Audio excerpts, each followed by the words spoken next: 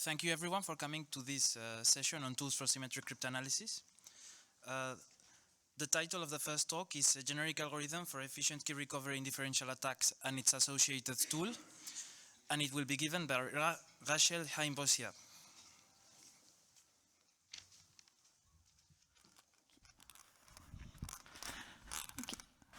Can you hear me? Okay. Thank you for the introduction. So today I'm going to talk about a generic algorithm for efficient key recovery in differential attacks. We decided to work on this topic because we found that the key recovery part of differential attacks was often done either naively or using tedious and error-prone procedures.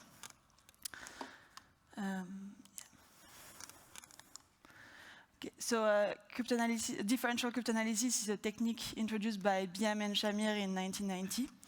And what you do is you look at a pair of difference, an input difference, and that propagates to an output difference with some probability. And if this probability is sufficiently high, then you have a differential distinguisher. This differential distinguisher can be used to mount a key recovery attack over block ciphers. And in fact, it broke many block ciphers of the 70s and 80s, such as DES, FIL, etc. And so much that new primitives should come with arguments by design against this technique.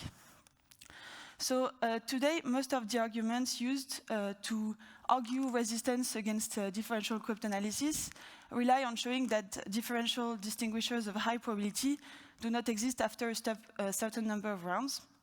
The problem is that the key recovery, usually you append some rounds on the plaintext and ciphertext side.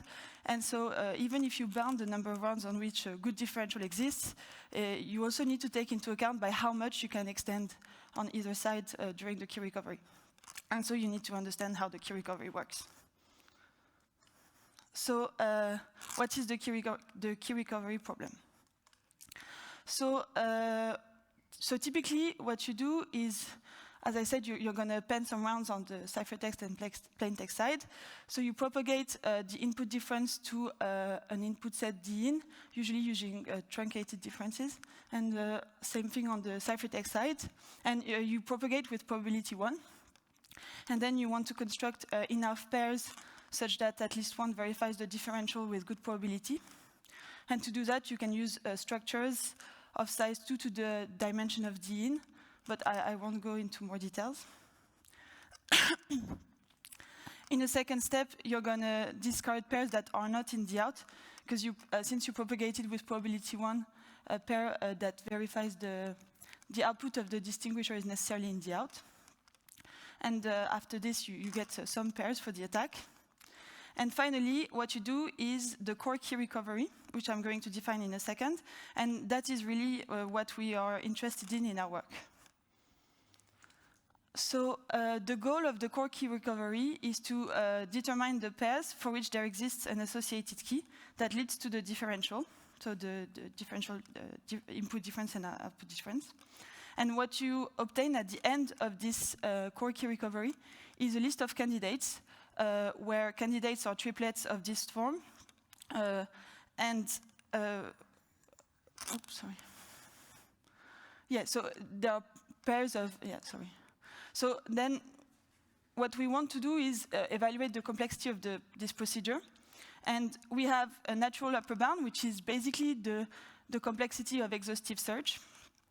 And we have also a lower bound, which is the number of pairs plus the number of solutions, the number of candidates. Okay. So, of course, we are going to say that a key recovery is efficient if its complexity is as close as possible to the lower bound. So why is this hard? So here, this is an example using gifts. So I have an output difference of a distinguisher, and I've extended it some rounds towards the ciphertext. And it's not so clear on this picture, but on the first appended rounds, you have 4 active S boxes. On the second, you have 8. And soon, everything is active. So there are many active S boxes, many differential constraints on these appended rounds, many key bits involved. And in fact, it's just really hard to know where to start, in which order to do things. That's why the problem is hard. So our goal was to automatize the key recovery. So we chose to focus first on SPN block ciphers with a bit permutation as linear layer and linear key schedule. So now how do you do in practice this key recovery? So basically what you do is you solve S boxes, where by solving I mean you find the triplets such that so an input pair and a key such that it verifies the differential constraints, and you're discarding the other triplets. So just to give you an example, we have here an S box, an active S box.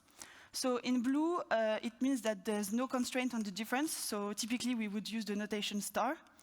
And in white, these are bits where the difference should be equal to 0. And we have 4 key addition. And so how many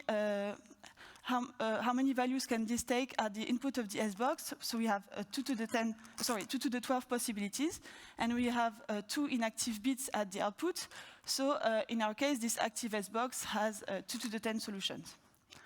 So the important thing is that, in fact, this definition can be generalized to any subset of active S boxes. So our goal is to reduce the number of triplets of this form as early as possible, whilst maximizing the number of determined key bits in the involved key material.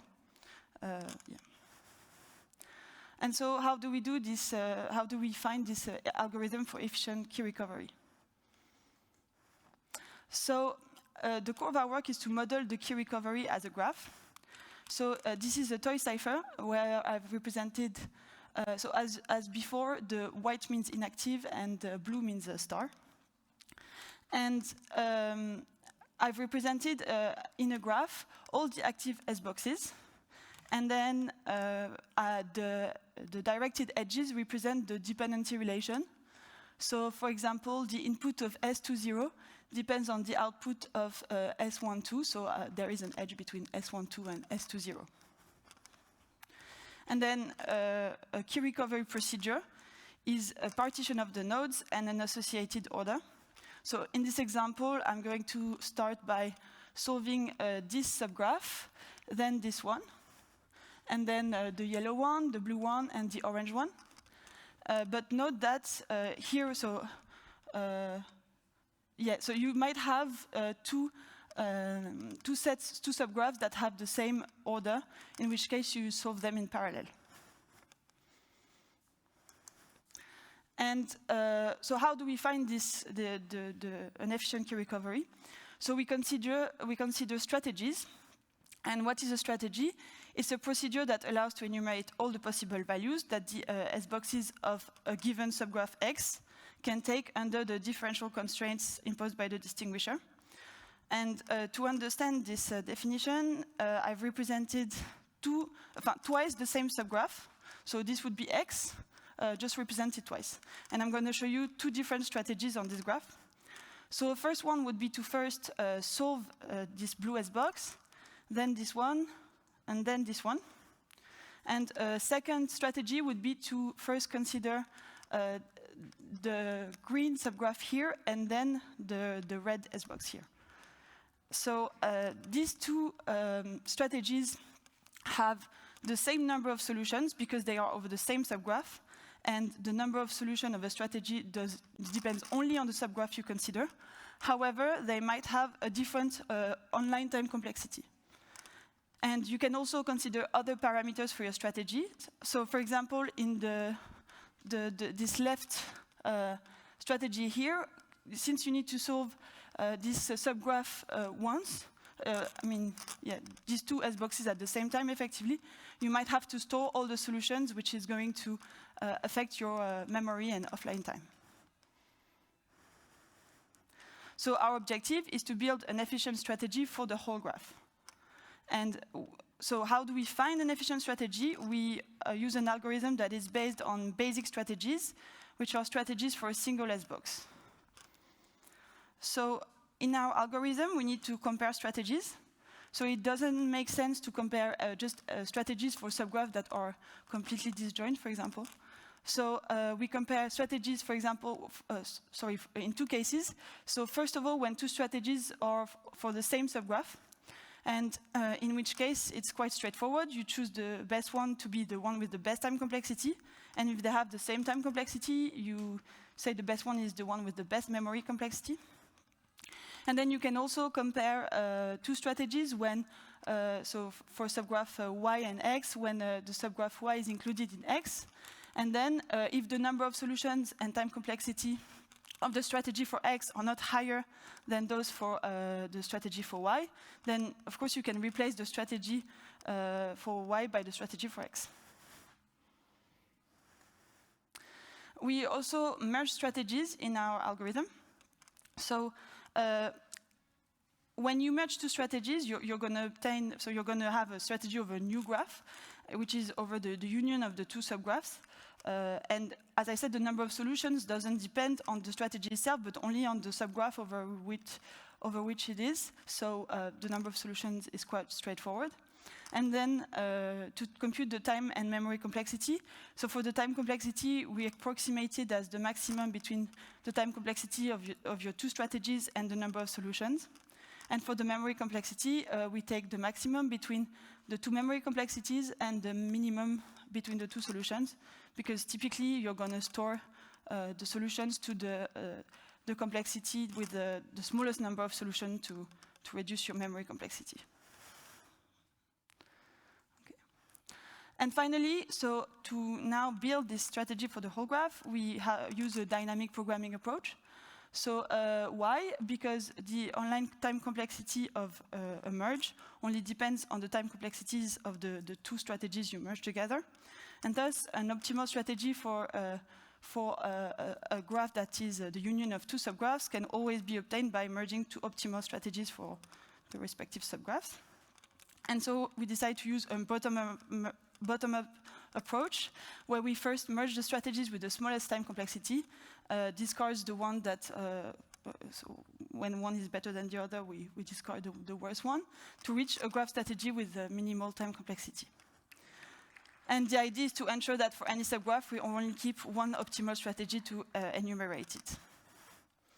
So we use some additional techniques in our work. So first of all, we use something called sieving. So the idea is to use the differential constraints to filter out pairs that cannot verify the differential constraints regardless of the value of the key. So here, this is an example. So here, what information do you have without knowing the key? So you know the difference at the input on the least significant bits, the difference here, and then the values on those two most significant bits. So in total, you have 6 bits of information. But if you actually compute those tuples, you realize that there are only 36 possibilities, so you get a filter of this form. And you can do this sieving at any point, but a good strategy is to use it at the beginning and to apply a sieve on all S boxes of the external rounds. So we call this the pre-sieving. And of course, when you perform the key recovery, then you're going to have to compensate. But hopefully, you have also solved some X boxes, some other S boxes which has filtered out more pairs / triplets. We also use pre-computations. So as I said, you can consider a subgraph and solve it rather than a single S box. So this impacts the memory and the time complexity of the attack. But typically, so what we do in our tool is that you set a maximum memory and time complexity, and you get an efficient strategy given those constraints. So I'm going to give you some example of applications of our tool. So this is an application on the toy cipher, where I've allowed for a memory and pre-computation just for one S box.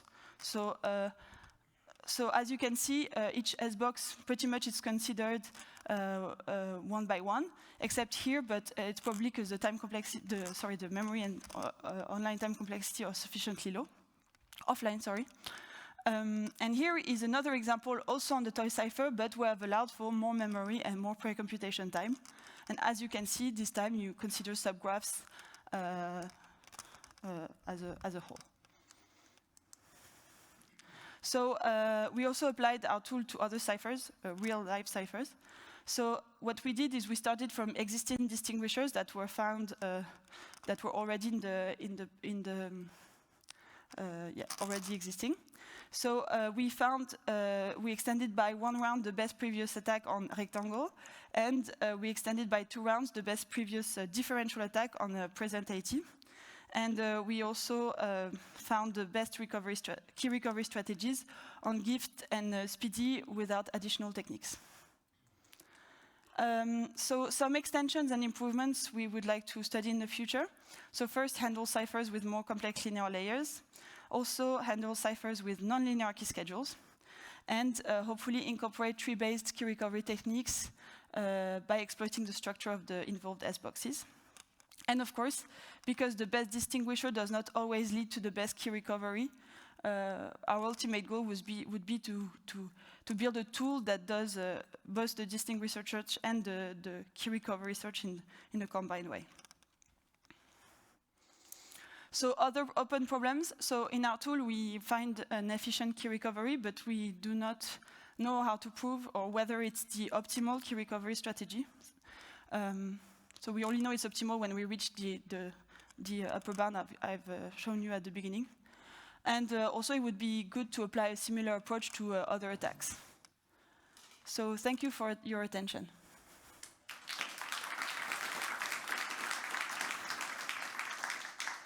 So thank you, Rachel, for giving the talk.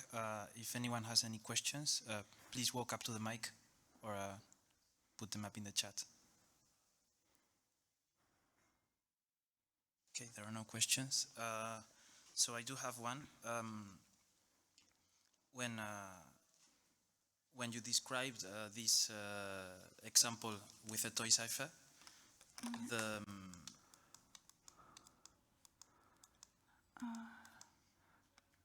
you mean the application of the tool or before? Before, when this 16-bit version of gift at the beginning. So in this case, because we only have in this key recovery, we only have until field diffusion, this graph looks like a tree.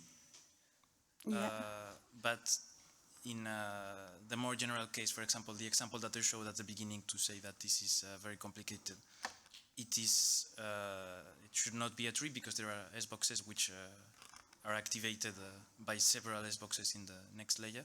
So how do you deal with this in the... So this doesn't affect the dynamic program as such. So it's true that you don't have a tree like this. So you might have another edge here with a second S-box, which might also depend on, I don't know, S1, 2, maybe, whatever. But that doesn't affect the algorithm at all. You don't need the graph to look like a tree to apply our tool. Okay, thank you. And also I would like to ask, when you talk about merging this technique with tools for, say, the search for differential distinguishers, what do you think is the main challenge when it comes to integrating both tools? I think it's because, I'm not sure, but I would say typically what people do when they look for a differential distinguisher is they're going to use very different techniques. Like in nature, they use MILP, this type of tools, and this is just a very different approach. So I guess that would be the main challenge, is to find a way to optimize both problems, even though problems are solved very differently, I guess. Yeah. So thank you again. Yeah. Please thank the speaker.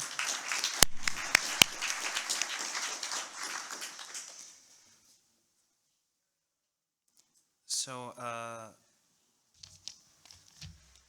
the next talk is improvements of differential meet-in-the-middle cryptanalysis, and it will be given by Dunia Mfouk. Thank you for the introduction. So today I will present our article on the improvements of differential meet-in-the-middle attack.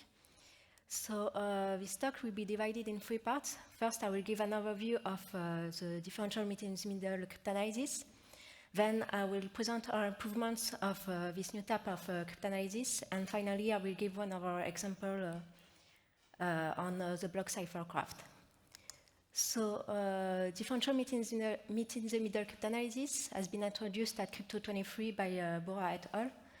And as in a differential attack, we have a differential distinguisher in the middle for RM rounds with a probability of 2 to the minus p.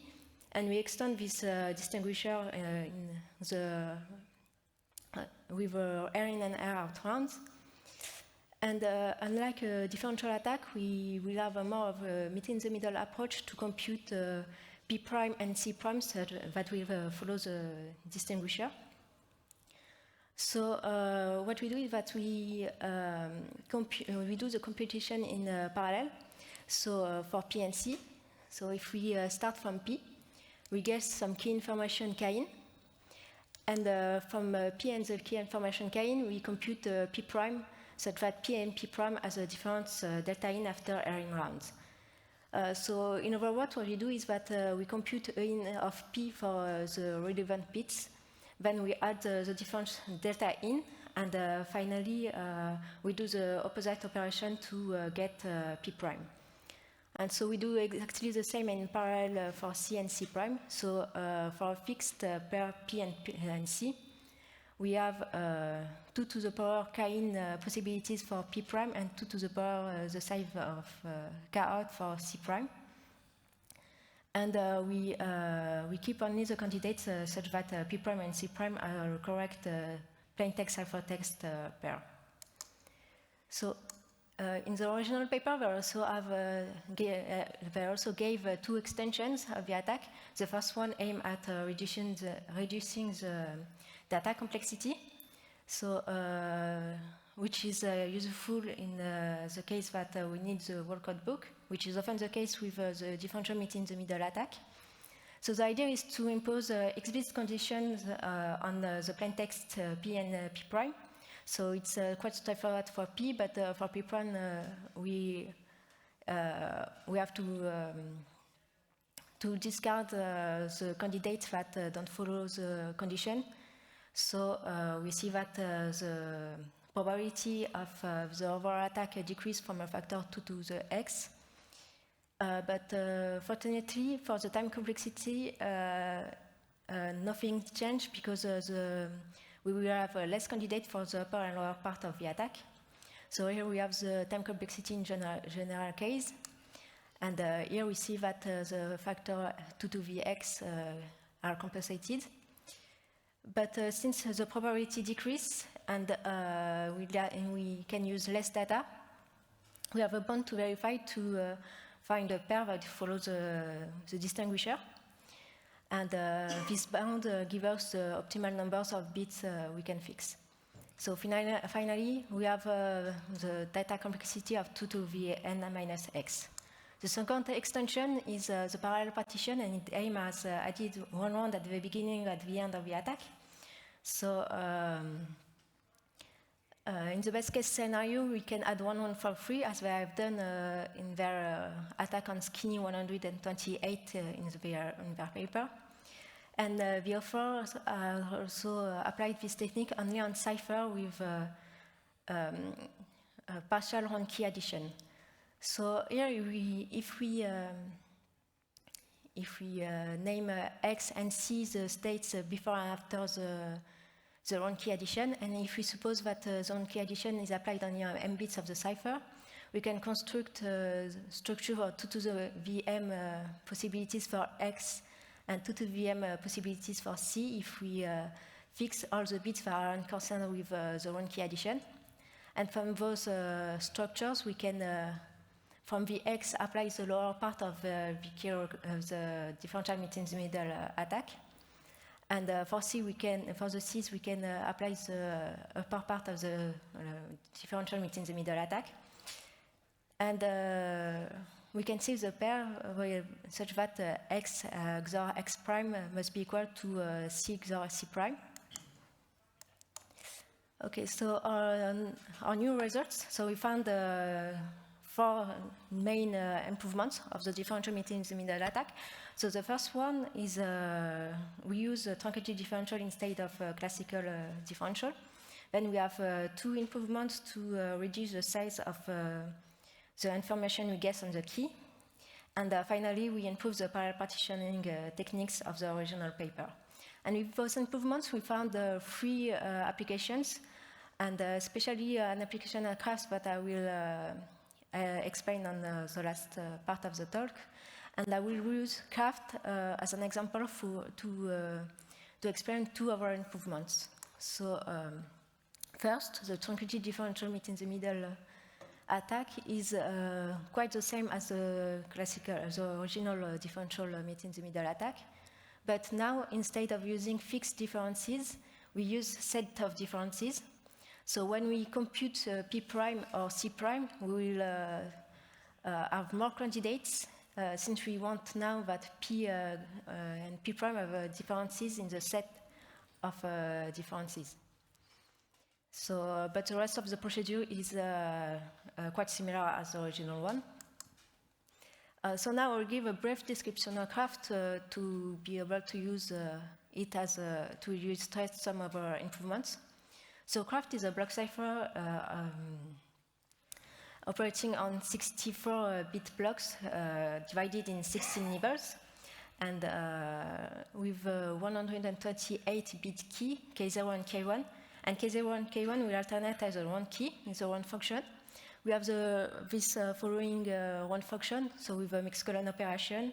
We had some constant, we had a mix of the tweak and the one key. We permit the nibbles, and we apply an S box on each nibble.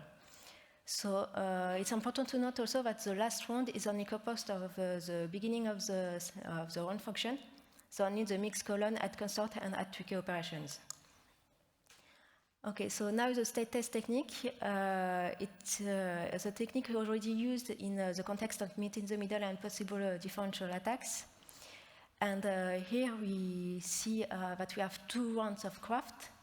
So imagine that we only want to know the value, the exact value of the orange nibbles at the last state. Then we would need to know the exact value of all the orange and striped orange nibbles of the previous states. And to know those exact values, we would need to guess the three striped orange nibbles on the one keys. So the idea is now that instead of guessing the one keys nibbles, we will guess only the value of the states we want to know. So instead of guessing three nibbles, we only guess one. So of course, we reduce the size of K in and K out. However, we don't recover the information of the key directly, but we will have a nonlinear equation over the K bits. So the second improvement to lower the size of K in and K out is the probabilistic key recovery. So in the classical case, we have a differential distinguisher in the middle, and we propagate the differences with probability 1. But since we have a differential operation, the whole state becomes quite quickly active. So what we want to do is to limit the propagation of the differences. So to do that, we will pay a probability in the lower and upper parts to force some otherwise active bits to be non-active. And first, the probability of the overall attack decrease. Since the probability of the attack decrease, we will need more data. But as for the data extension of the original paper, the number of candidates in the upper and lower part also decreased, so the time complexity does not change. But since we also limit the propagation, we will need less information on K in and K out, and we might be able to add more rounds in those parts. So now the last improvement is that we improved the parallel partitioning technique of the original paper. So now we can add up to 2 rounds for cipher with partial state addition. And we can now use this technique with cipher with whole state addition. And I will give the example of I did 1 round to craft to illustrate these improvements. So now the violet nibbles and the red nibbles are known for the upper and lower parts, and the red nibbles are only known for the upper parts. So what we do is that we fix 5 nibbles in Y22, and we compute the corresponding red nibbles in C. So now we can fix. So now we have fixed value for those neighbors, and we can compute structures of Y22 and C.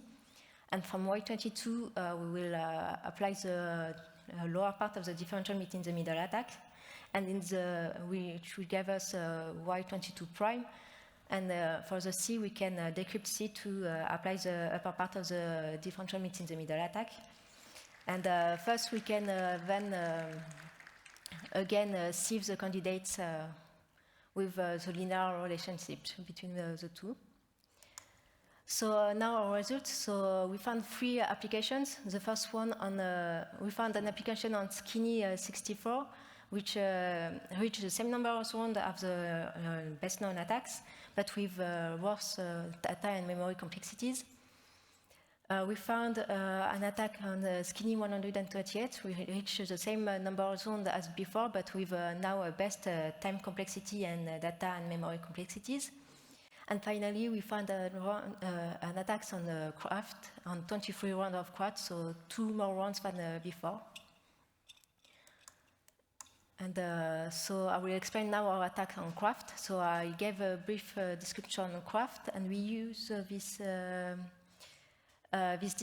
distinguisher of 11 rounds with a probability of 2 to the minus 44.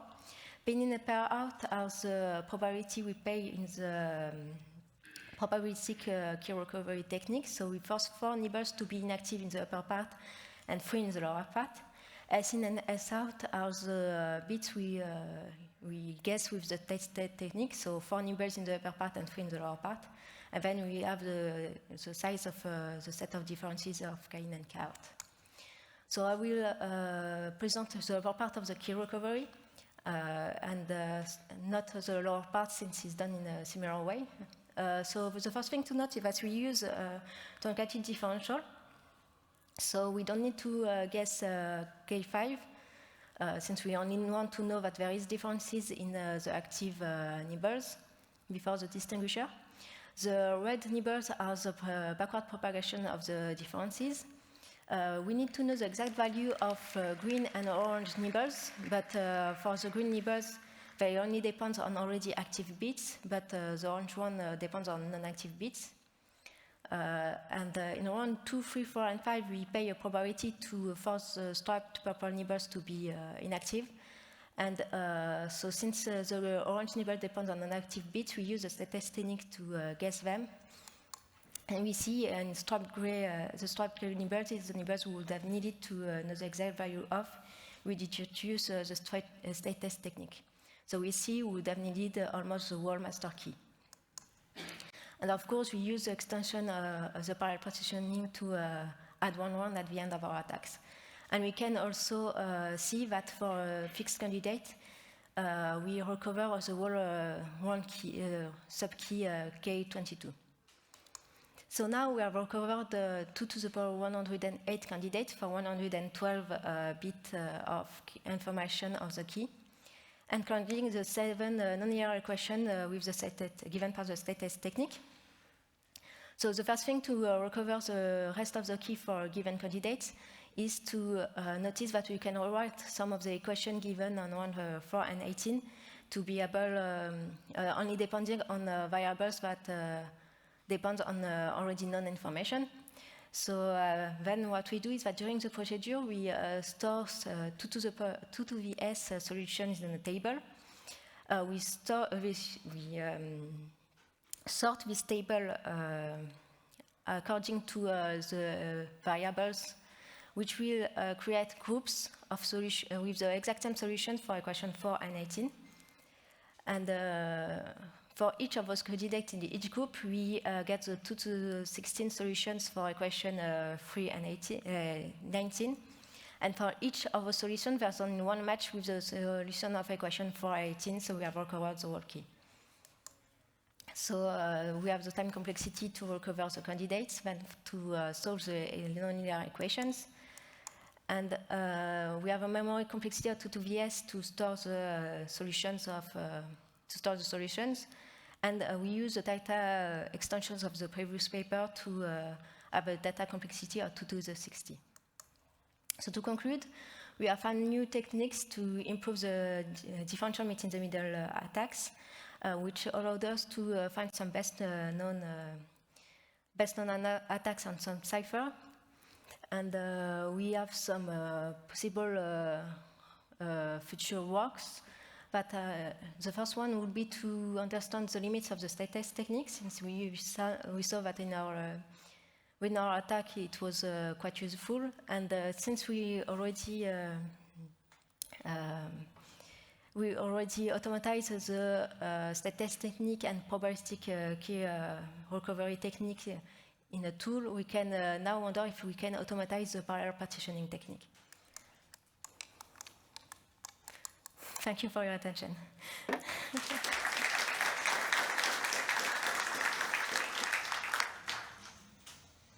So thank you for the nice talk. If anyone in the audience has any questions, please walk up to the mic. It seems there are no questions. So I do have one question. So you present this parallel partition technique to append one extra round to the attack.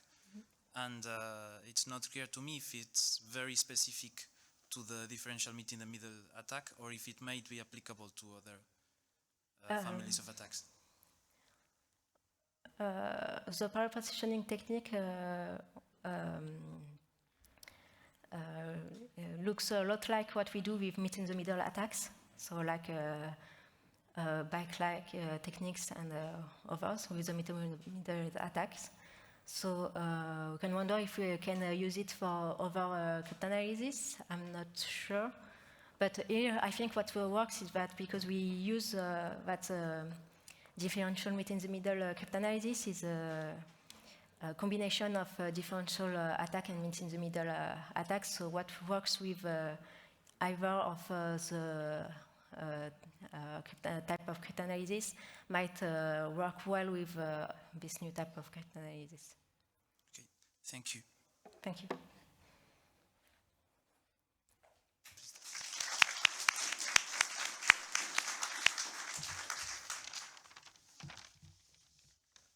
So the next talk is probabilistic extensions, a one-step framework for finding rectangle attacks and beyond, and it will be given by Yansen Chen. Okay. Good morning, everyone. Now I will give the presentation about our work. Probabilistic extensions, a one-step framework for finding rectangle attacks and beyond. There are 5 parts about my presentation. First, I will show you the preliminaries. We all know that the differential attack is one of the most powerful cryptanalysis tools. The target of differential attack is to exploit the non-random relation between the input difference and the output difference. Well, this target is hard to achieve in most situations. So the boomerang attack came out. In the boomerang attack, we can consider the block cipher as 2 subciphers E0 and E1. And we can search 2 short differential trails with high probability and connect them together to construct a long differential trail. However, the boomerang attack is an adaptive chosen plain text ciphertext attack. That is the elimination of it. So we get the rectangle attack. In many situations, the rectangle attack is more suitable and common for key recovery attacks. When we consider the rectangle attack, the corresponding key recovery attacks can be illustrated as this framework. Let's take the forward extension as an example. The involved unknown difference is RF, and the involved K is KF, which size is MF. In the K recovery attacks, we can guess KF prime, sub K to determine the fixed difference in EF and obtain the corresponding filters. So the remaining sub K is MF bit, and the unknown difference in EF is RF bit. Our work based on some basic ideas and intuitions.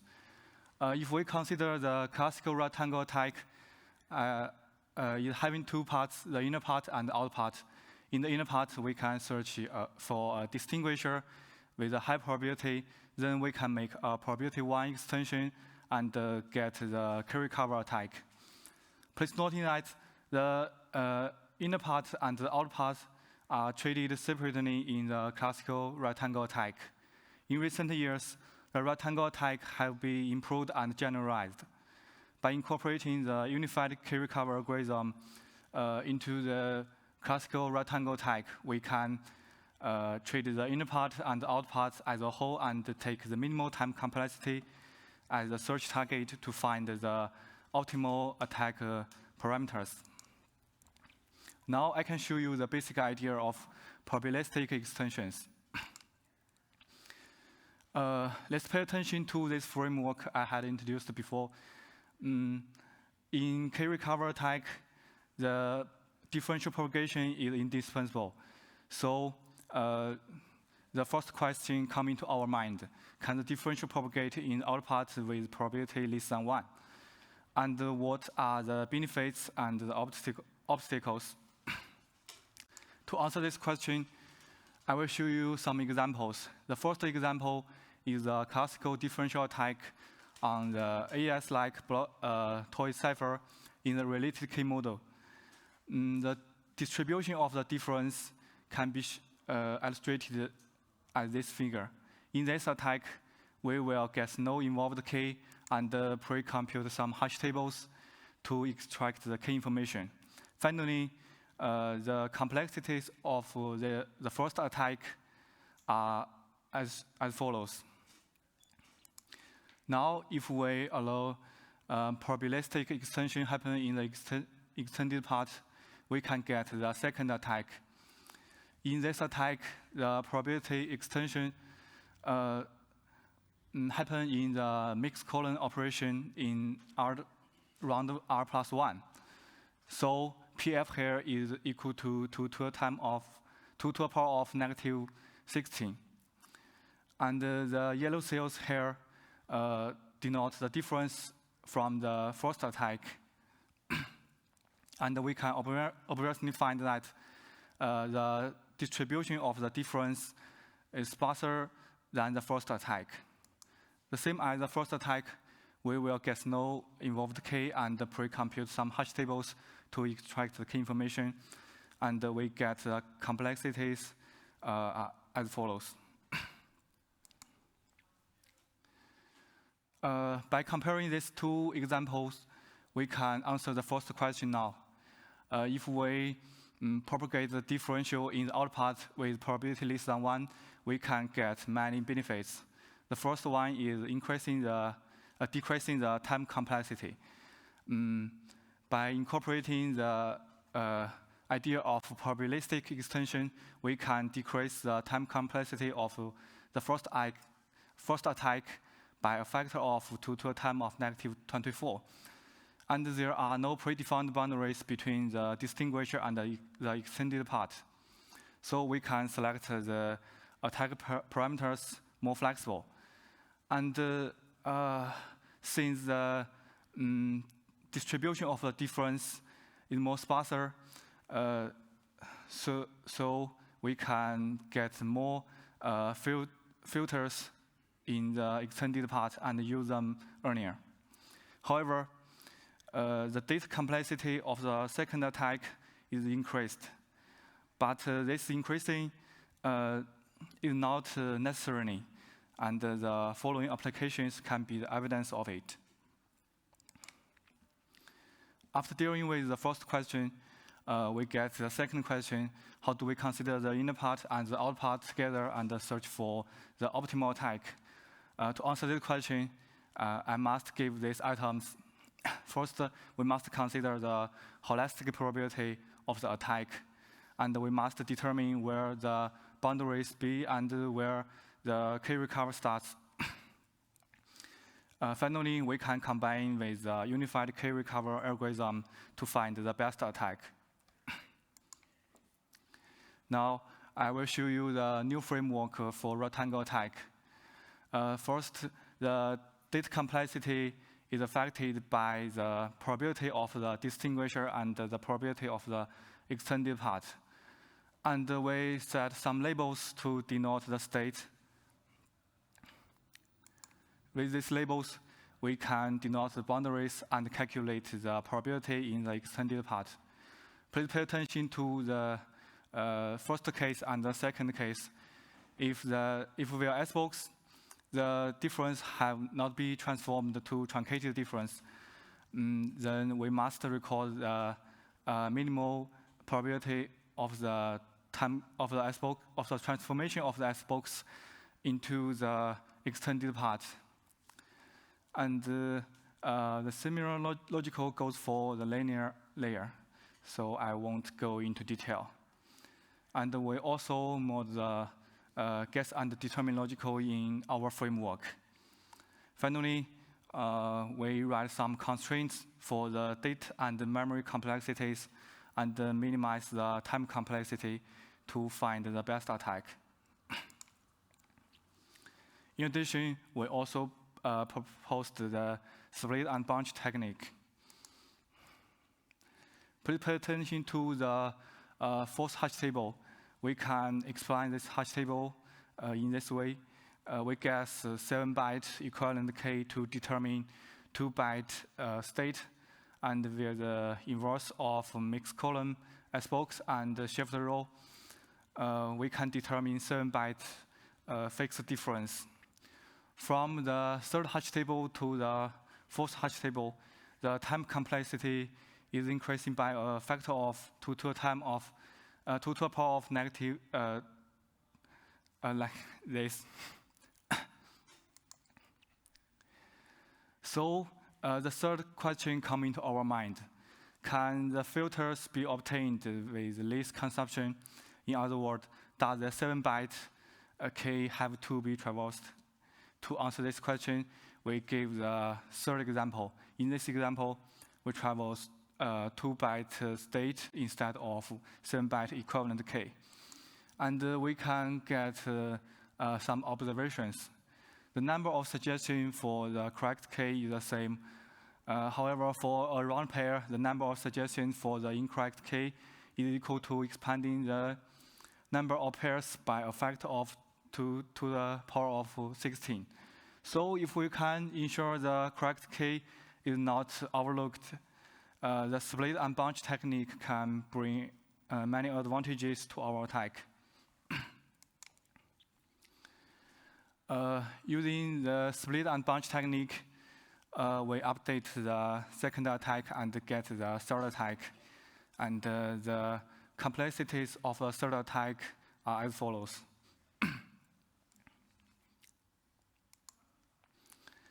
Now I will show you some comparisons and some applications. Our new idea and new technique take much superiority. First, the first is compatible.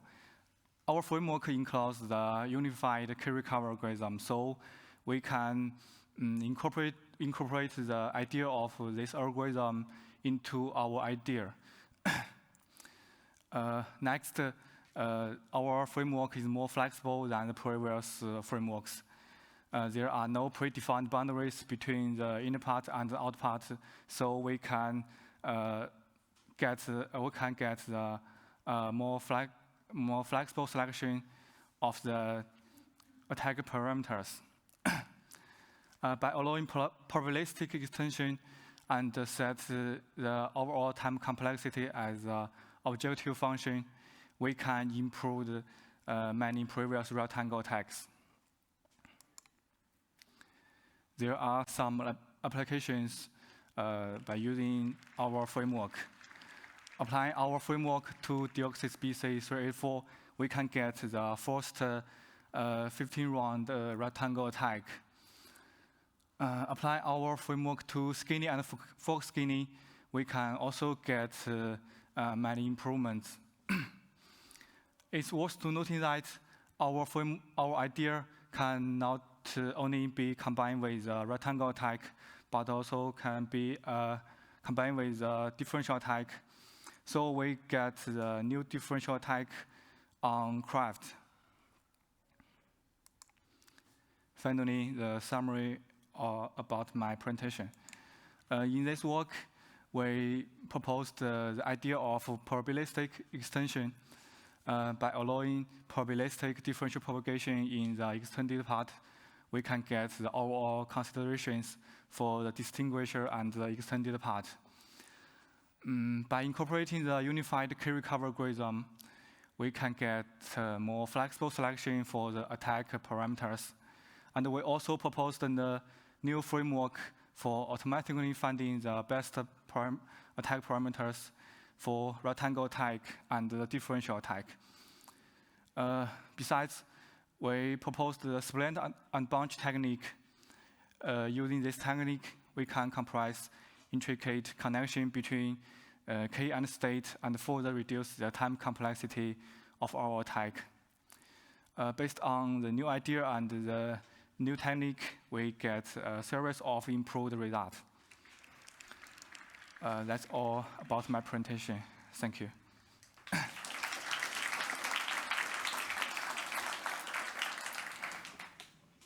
So, thank you for the talk. If anyone has any questions, please walk to the microphone or put them in the chat. Okay, so I do have a question.